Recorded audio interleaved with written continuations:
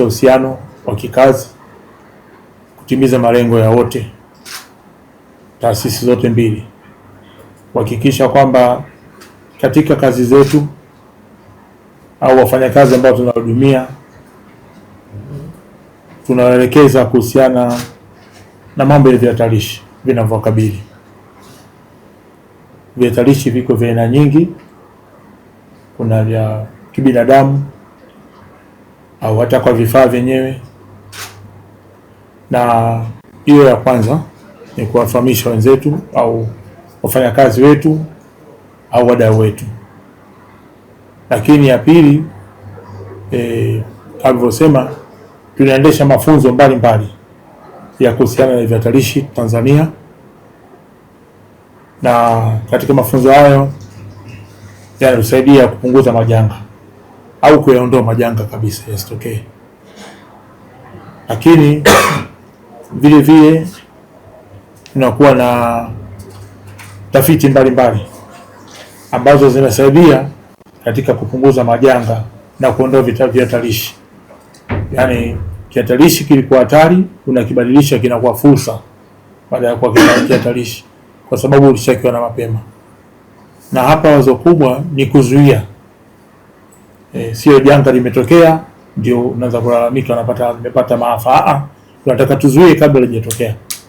Sasa kwa nini tunashirikiana na taasisi mbalimbali pamoja na TAREU? Ni kwamba huwezi kufanya kitu peke yako, tunashirikiana ili tuende mbali. Wahenga walisema ukitaka kwenda mbali zaidi fanya pamoja, lakini ukifanya peke yako utakwenda haraka, isipokuwa hautafanikiwa, hautakwenda, yani wote hawatakuwa wanajua. Mtafya, mwenyekiti wa chama cha wakusanya mapato Tanzania TAREU. Chama chetu hiki cha wafanyakazi ni chama ambacho kinao mpango mkakati wa miaka mitano ambao utekelezaji wake umeanza mwaka 2026 mpaka 2030. Moja ya lengo muhimu kabisa ni kuwajengea uwezo wanachama wa chama chetu hiki cha wafanyakazi. Sasa suala hili la capacity building, kwa maana ya kujenga weledi wa wafanyakazi wetu, tumeona eneo moja wapo muhimu kabisa ni suala hili la udhibiti au management ya vihatarishi, risk management.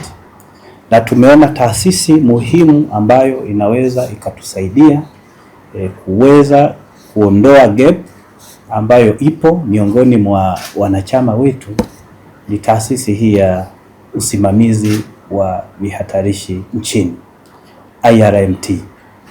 Kwa hiyo tunashukuru kwanza taasisi hii kwa utayari wake kuweza kuungana na malengo yaliyoko kwenye mpango mkakati wa chama chetu cha wafanyakazi TAREU.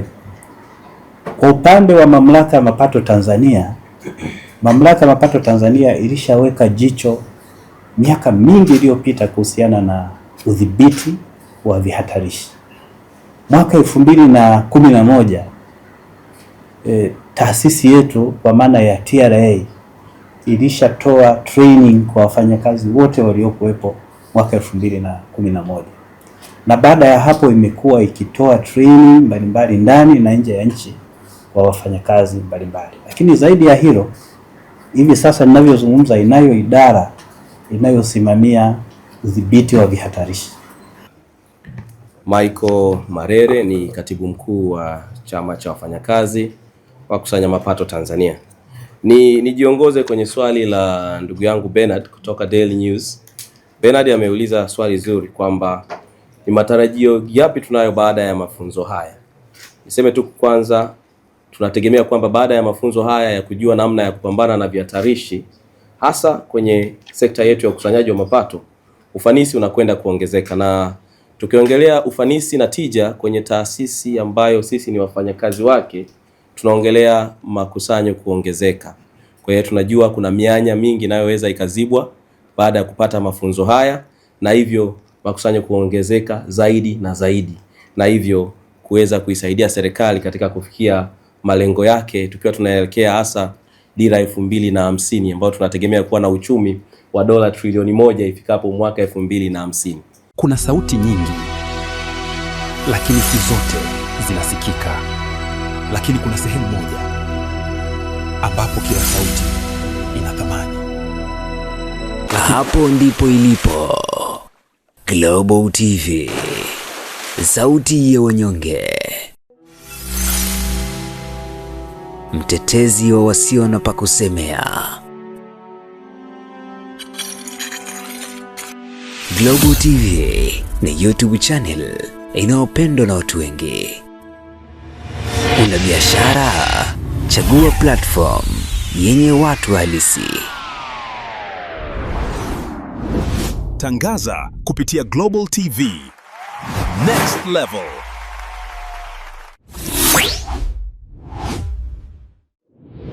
Chukua hatua sasa.